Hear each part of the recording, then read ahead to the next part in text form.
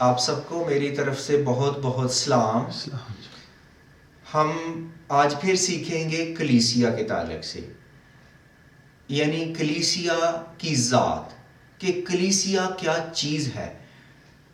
تو بعض لوگ اس کی تعریف اس طرح کرتے ہیں کہ کلیسیا بلائے ہوئے لوگ یا الگ کیے ہوئے لوگوں کی جماعت کو کہتے ہیں۔ تو یہ روحانی مطلب ہے یا اصطلاحی مطلب ہے، جبکہ لفظ کلیسیا کا مطلب ہے لوگوں کی جماعت۔ تو اگر کلیسیا کی تعریف کریں تو یہ بہتر ہے کہ سارے زمانوں کے سارے ایمانداروں کی مسیحی جماعت کو کلیسیا کہتے ہیں۔ تو ہم پڑھیں گے افسیوں باب 5 اور اس کی 25 آیت۔ اس طرح لکھا ہے، آئے شوہرو اپنی بیویوں سے محبت رکھو، جیسے مسیح نے بھی کلیسیا سے محبت کر کے اپنے آپ کو اس کے واسطے موت کے حوالے کر دیا۔ آئے شوہرو اپنی بیویوں سے محبت رکھو، جیسے مسیح نے بھی کلیسیا سے محبت کر کے اپنے آپ کو اس کے واسطے موت کے حوالے کر دیا۔ تو یہاں پر پالوس رسول سکھا رہا ہے میاں بیوی کے تعلق سے، رشتے سے، مسیح اور کلیسیا کے رشتے کو، اور یہ عالمگیر کلیسیا کا یہاں پر خیال ہے، جس کی بنیاد مسیح یسوع ہے، جس کا سر مسیح یسوع ہے۔ جیسے اوپر والی جو آیت ہے اس میں یہ بیان بھی ہے کہ بیوی کا سر شوہر ہے اور کلیسیا کا سر مسیح ہے۔ اور اگر اعمال 9 باب اور اس کی 31 آیت پڑھیں تو وہاں پر لکھا ہے کہ تمام یہودیہ اور گلیل اور سامریہ میں کلیسیا کو چین ہو گیا اور اس کی ترقی ہوتی گئی، اور وہ خدا کے خوف اور روح میں ترقی کرتی جاتی تھی، بڑھتی جاتی تھی۔ جب رسولوں نے اور پالوس رسول نے بھی ساتھ مل کر منادی شروع کر دی، تو وہ یہ جو 3 صوبے ہیں یہ اسرائیل کو پیش کرتے ہیں۔ تو ایک وقت یہاں پر اب تو کلیسیاں قائم ہیں، ایک وقت سب مسیحی ہو جائیں گے، کیونکہ خدا مسیح یسوع کے وسیلے اور اس کی تعلیم انجیل کے وسیلے سے پورے اسرائیل پر قبضہ کر لے گا۔ تو پھر یسوع نے متی کی انجیل باب 16 میں سوال کیا کہ اپنے شاگردوں سے کہ تم مجھے کیا کہتے ہو؟ تو مختلف جوابات کے بعد پطرس رسول نے کہا کہ تو زندہ خدا کا بیٹا مسیح ہے۔ تو یسوع نے کہا، یہ بات خون اور گوشت نے نہیں بلکہ میرے باپ نے جو آسمان پر ہے تجھ پر ظاہر کی ہے۔ اس لیے میں بھی تجھ سے کہتا ہوں کہ میں اس پتھر پر اپنی کلیسیا بناؤں گا۔ پترس کا مطلب ہی پتھر ہے، چٹان ہے۔ کلیسیا بناؤں گا اور عالم ارواح کے دروازے اس پر غالب نہ آئیں گے۔ یہاں پر 2 گروہ ہیں، ایک کلیسیا ہے اور دوسرا عالم ارواح، جو شیطان ابلیس کو پیش کرتا ہے۔ کیونکہ خدا جو بھی چیز بناتا ہے شیطان اسے برباد کرنے کی کوشش کرتا ہے۔ جیسے آدم اور حوا کو اس نے پھسلایا، لالچ دیا، اور وہ واقعی گناہ میں گر جاتے ہیں اور خدا سے دور ہو جاتے ہیں۔ اسی طرح ایوب کو بھی آزمایا، لیکن وہ اس آزمائش میں ثابت قدم رہا، اور یسوع کو بھی آزمایا اور یسوع فتح مند ہوا۔ اور یہاں پر بھی یسوع نے پہلے کہہ دیا کہ اس پر عالم ارواح کے دروازے غالب نہ آئیں گے، کیونکہ مکاشفہ 20 باب آیت 14 میں لکھا ہے، اور موت اور عالم ارواح آگ کی جھیل میں ڈالے گئے۔ یہ دوسری موت ہے۔ اور چند آیات پہلے اسی باب میں 20 باب میں لکھا ہے کہ ابلیس کو آگ کی جھیل میں ڈالا گیا، اور 15ویں آیت میں لکھا ہے جس کسی کا نام کتاب حیات میں لکھا ہوا نہ ملا وہ آگ اور گندک کی جھیل میں ڈالا گیا. نافرمان فرشتے، شیطان، موت، عالم روا اور برے لوگ سب گندک کی جھیل میں آگ میں ڈالے جائیں گے. تو یہاں پر جو عالم اروا ہے یہ ابلیس کو پیش کر رہا ہے، کیونکہ موت کا، عالم اروا کا وجود ہی تب سے آیا ہے جب سے شیطان، جب سے ابلیس ہے. تو یسوع نے کہہ دیا کہ اس پہ عالم اروا کے دروازے غالب نہ آئیں گے. اور ابھی یسوع خیال پیش کر رہا ہے کہ ایک کلیسیا قائم کروں گا، کیونکہ ابھی یسوع نے نجات کے کام کو مکمل نہیں کیا تھا. اس لیے کلیسیا کا آغاز، اس کی بنیاد تو مسیح یسوع ہی پر ہے، لیکن اس کا آغاز نجات کے کام کے بعد ہونا تھا. اور جب ہم کلیسیا کے وجود کی بات کریں تو مسیح کے کفارے کو بھی بیان کرنا اتنا ہی ضروری ہے. مسیح کا کفارہ، قربانی، خون کے بغیر کلیسیا کے وجود کو ہم بیان ہی نہیں کر سکتے. اور عبرانیوں باب 9 اور اس کی 12-13 آیت میں لکھا ہے کہ بکروں اور بچڑوں کا خون لے کر نہیں بلکہ اپنا ہی خون لے کر پاک مکان میں ایک بار گیا اور ابدی خلاصی کرائی.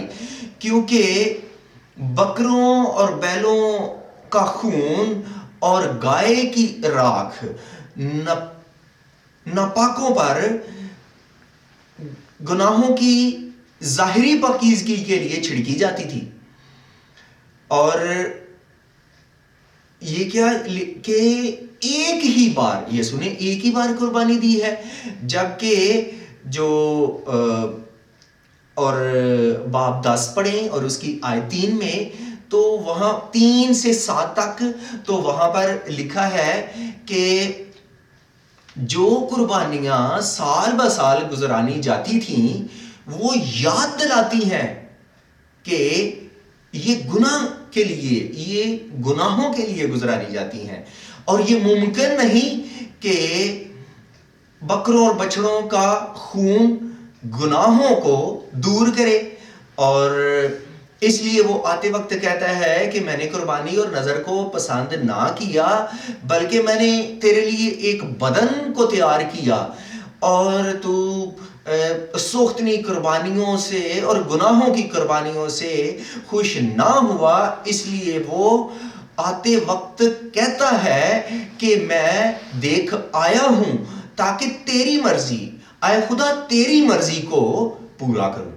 خدا کی مرضی یہی تھی کہ کوئی بے عیب برا جو اس جو قربانیاں گزرانی جاتی تھی ان پہ غالب آ سکے، اور وہ مسیح یسوع کا کفارہ ہے. اس لیے اب ہم کوئی قربانی نہیں گزرانتے. تو رومیوں باب 3 اور اس کی آیت 23 اور 24 میں لکھا ہے کہ اس لیے کہ سب نے گناہ کیا اور خدا کے جلال سے محروم ہے، اور کیونکہ اس کے فضل کے سبب سے اور اس مخلصی کے وسیلے سے جو مسیح یسوع میں ہے مفت میں راست باز ٹھہرائے جاتے ہیں. ہم اس جلال سے، خدا کے جلال سے محروم تھے، الگ تھے، اس میں داخل نہیں ہو سکتے تھے، لیکن اس مخلصی کے سبب سے، اس چھٹکارے، اس کفارے کے وسیلے سے جو مسیح یسوع میں ہے ہم مفت میں راست باز ٹھہرائے جاتے ہیں. ہم نے کچھ دیا تو نہیں، ہم یسوع کے کفارے پر ایمان لاتے ہیں اور ہم پاک کیے جاتے ہیں، پھر ہمارا باپ سے میل ہو جاتا ہے. اور عبرانیوں باب 10:38 آیت میں لکھا ہے کہ راست باز ایمان ہی سے جیتا رہے گا.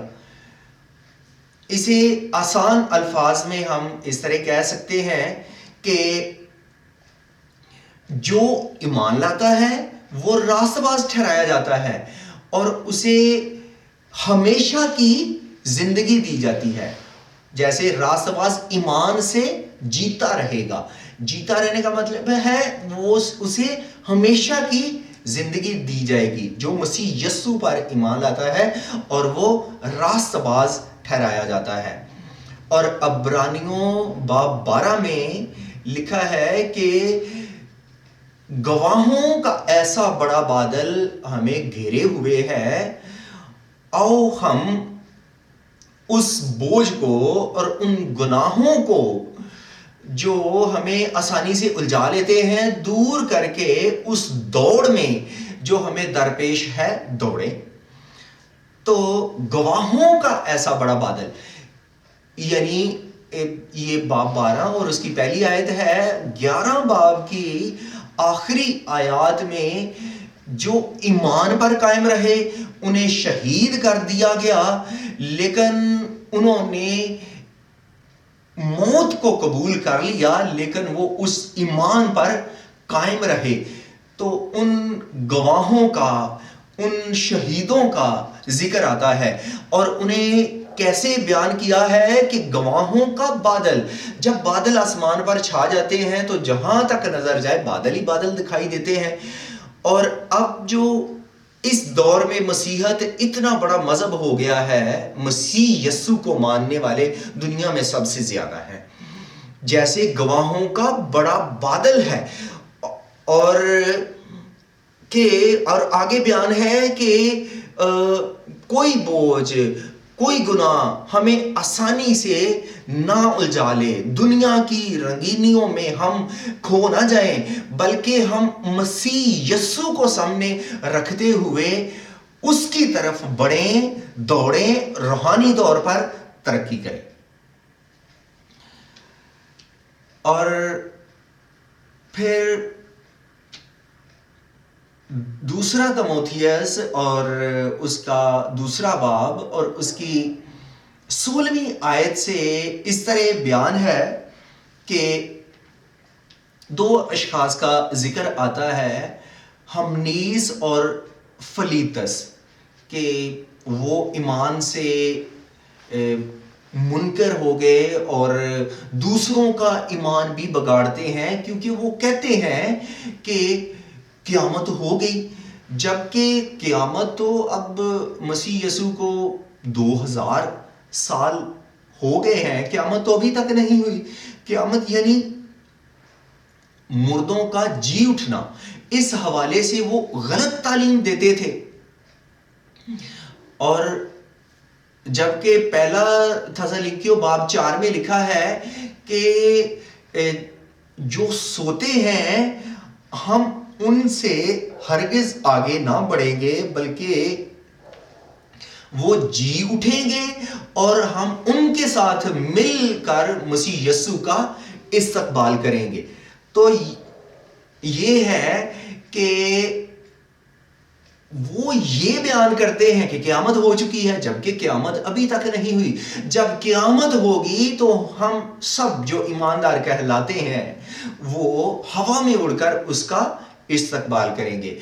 ویسے ایماندار ہمیشہ کی زندگی کے لیے جی اٹھیں گے اور وہ ہوا میں اڑ کر اس کا استقبال کریں گے، جبکہ جی سب نے اٹھنا ہے لیکن جو برے لوگ ہیں وہ ہمیشہ کی موت کے لیے جی اٹھیں گے. دوسرا کرنتھیوں اور 5 باب میں لکھا ہے کہ ضرور ہے کہ ہم میں سے ہر ایک مسیح یسوع کے تخت عدالت کے آگے حاضر ہو اور اپنے اچھے برے کاموں کا حساب دے. تو ہم سب کو اس کے تخت عدالت کے آگے حاضر ہونا پڑے گا. تو یہاں پر ایک یہ بھی خیال آتا ہے کہ ایک دیکھی ہوئی کلیسیا اور ایک اندیکھی کلیسیا، یا یہ کہہ لیں کہ جو اندیکھی کلیسیا ہے، نادیدنی کلیسیا ہے، وہ خدا کو نظر آتی ہے کہ کوئی ایماندار کہاں پہ اس دنیا سے چلے گیا، کیونکہ ایماندار کو مر جانا نہیں کہتے۔ پہلا تسالونیکیوں باب 4 میں اور پہلا کرنتھیوں باب 11 میں انہیں سوئے ہوئے ان کے لیے لفظ استعمال ہوتا ہے، کیونکہ وہ جی اٹھیں گے اور وہ ہمیشہ ہمیشہ کے لیے پھر اس کے ساتھ جیئیں گے۔ تو یہ کہ ایمانداروں کے لیے یہ لفظ ہے، اور خدا کو پتا ہے کہ وہ کہاں کس وقت اس فانی بدن سے الگ ہوا، تو خدا کو پتا ہے کہ جو نظر نہیں آتی کلیسیا وہ کہاں کہاں ہے۔ ہمیں وہی کلیسیا نظر آتی ہے جو دیدنی ہے، جیسے یہاں پر جو بیٹھے ہیں وہ نظر آتے ہیں، جبکہ اور پھر کلیسیا میں وہ لوگ بھی آتے ہیں جو جسمانی ہیں۔ تو جو جسمانی ہیں، کہہ لے گنہگار ہیں، ہمیں انہیں بھی خوشی سے قبول کرنا ہے، جیسے متی 9 باب میں ہے کہ یسوع نے کہا کہ بیمار کو طبیب کی ضرورت ہے، تندرست کو طبیب کی ضرورت نہیں، اور میں راست بازوں کے لیے نہیں آیا بلکہ میں گنہگاروں کے لیے آیا ہوں۔ پھر وہ یہ بھی فقی فریسی کہتے ہیں کہ تمہارا استاد گنہگاروں، مسول لینے والوں، کھاؤ شرابیوں کے ساتھ کھاتا پیتا ہے۔ تو یسوع نے تو یہ واضح کہا کہ میں آیا ہی گنہگاروں کے لیے ہوں۔ اس لیے جو مسیح کی تعلیم ہے وہ ہمیں یہ سکھاتی ہے کہ وہ گناہگاروں کے لیے آیا، کہ وہ بھی کلیسیا میں شامل ہو جائیں، اور ہمیں بھی جو جسمانی لوگ ہیں انہیں کلیسیا میں خوشی سے قبول کرنا ہے۔ اور افسیوں 5 باب اور اس کی 32 آیت پڑھیں تو وہاں پر لکھا ہے، یہ بھید تو بڑا ہے لیکن میں مسیح اور کلیسیا کی بابت کہتا ہوں۔ یہ بھید تو بڑا ہے لیکن میں مسیح اور کلیسیا کی بابت کہتا ہوں۔ اب جب یسوع پالوس رسول اس بات کو بیان کر رہا ہے تو یہ جلالی کلیسیا کو بیان کر رہا ہے، اور اس سے پہلے چند آیات پڑھیں تو وہاں پر لکھا ہے کہ وہ کلام کے ساتھ غسل دے کر اور اس کو ایسی پاک صاف کر کے جس کے بدن پر کوئی داغ جری اور ایسی چیز نہ ہو پیش کرتا ہے، اور اس سے کہ یہ کیا ہے، یہ ایک جلالی کلیسیا ہے۔ اور اگر پھر یہ بھی ہے کہ آئی شورو اپنی بیویوں سے محبت رکھو، کیونکہ جو اپنی بیوی سے محبت رکھتا ہے وہ اپنے آپ سے محبت رکھتا ہے، اور کبھی کسی نے اپنے جسم سے دشمنی نہیں کی بلکہ اس کو پالتا اور اس کی پرورش کرتا ہے، جیسے مسیح کلیسیا کو۔ اور آگے وہ کہتا ہے یہ بھید تو بڑا ہے لیکن میں مسیح اور کلیسیا کی بابت کہتا ہوں۔ تو یہ اب کلیسیا کا وہ یہ روپ بیان کر رہا ہے کہ کلیسیا جلالی بن گئی ہے، اور کلیسیا ہوا میں اڑ کر اس کا استقبال کرے گی اور انہیں ایک نیا لباس دیا جائے گا۔ دوسرا کرنتھیوں باب 5 میں یہ بیان ہے۔ تو آخر میں ایک آخری حوالہ بیان کروں گا، پہلا کرنتھیوں اور اس کا باب 3 ہے، اور 13ویں آیت تک ہم سیکھیں گے، پڑھوں گا نہیں۔ اس میں پالوس رسول بیان کرتا ہے کہ وہ کرنتھس کی کلیسیا کو مخاطب کر کے کہتا ہے کہ میں نے تمہیں سخت غذا نہیں دی بلکہ نرم غذا، کیونکہ تمہیں اس کی برداشت نہیں تھی۔ میں نے تمہیں کھانا نہیں دیا بلکہ دودھ دیا، کیونکہ تم میں حسد اور جھگڑے ہیں۔ کوئی اپنے آپ کو پالوس کا کہتا ہے، کوئی اپلوس کا کہتا ہے۔ اگر تم میں یہ سوچ ہے تو کیا تم جسمانی نہ ہوئے؟ اور یہاں پر بھی دو قسم کے لوگوں کا وہ ذکر کر رہا ہے، اور آگے وہ بیان کرتا ہے کہ اگر پالوس نے درخت لگایا، اپلوس نے پانی دیا، تو بڑھانے والا کون ہے؟ وہ خدا ہے۔ اس لیے نہ درخت لگانے والا نہ پانی دینے والا کوئی چیز ہے، بلکہ وہ جو اس درخت کو بڑھاتا ہے وہ ہے خدا، اور ہم اس کے ساتھ کام کرنے والے ہیں، اس کے کھیت میں کام کرنے والے ہیں، ہم اس کی عمارت ہیں۔ پھر اس سے پہلے باب میں، پہلے کرنتھیوں پہلے باب میں وہ یہ بیان کرتا ہے، کوئی کہتا ہے میں پالوس کا ہوں، کوئی کہتا ہے میں اپلوس کا ہوں، کوئی کہتا ہے میں کیفا کا ہوں، یعنی پترس کا۔ تو وہ کہتا ہے کیا مسیح بٹ چکا ہے؟ سوال ہے، نہیں، مسیح بٹ نہیں چکا، کیونکہ وہ جس طریقے سے بیان کر رہا ہے وہ یہ کہتے ہیں کہ ہم پالوس کے پیروکار ہیں، ہم اپلوس کے پیروکار ہیں، ہم پترس کے ہیں۔ تو وہ کہتا ہے نہیں، بلکہ ہم سب مسیح یسوع کے لیے کام کرتے ہیں، انجیل کی منادی کرنے والے ہیں۔ ہماری بنیاد، ہماری چٹان، ہمارا سر جو ہے وہ ہے مسیح یسوع۔ پالوس کو بھی ہم بہتر طور پہ جانتے ہیں، اس کے بھی خطوط ہیں، اور پالوس کے تو کئی ایک خطوط ہیں، اور اپلوس کے نہیں ہیں، لیکن اعمال 18 باب میں ہے کہ جو اپلوس ہے وہ بھی مسیح یسوع کا پیروکار ہے، وہ بھی اس انجیل کی منادی کرنے والا ہے، اور وہ خوش تقریر ہے۔